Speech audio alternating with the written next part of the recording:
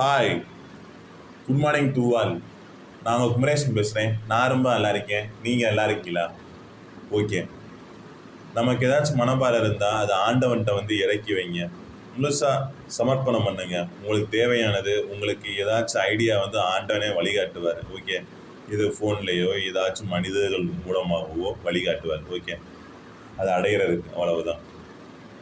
அதுக்கடுத்து இந்த உடம்பு நம்மதில்லை, இந்த உயிர் நம்மதில்லை. இதெல்லாம் கொடுத்தது யார்? ஆண்டவன். ஆண்டவனுக்கும் நன்றி, இயற்கைக்கும் நன்றி, பிரபஞ்சத்துக்கும் நன்றி.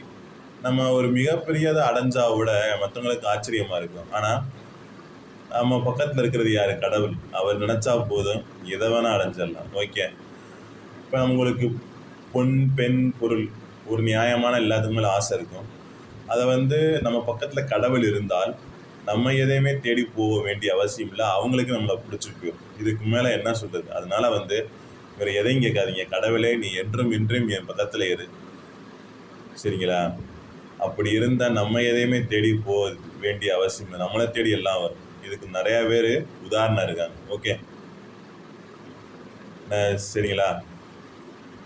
அதனால் நான் நம்புகிற கடவுள் என்னை கைவிட்டதும் இல்லை, நான் கெட்டு போனதா சரித்திரமும் இல்லை. ஓகே. வாழ்க வளமுடன், வாழ்க வையகம்.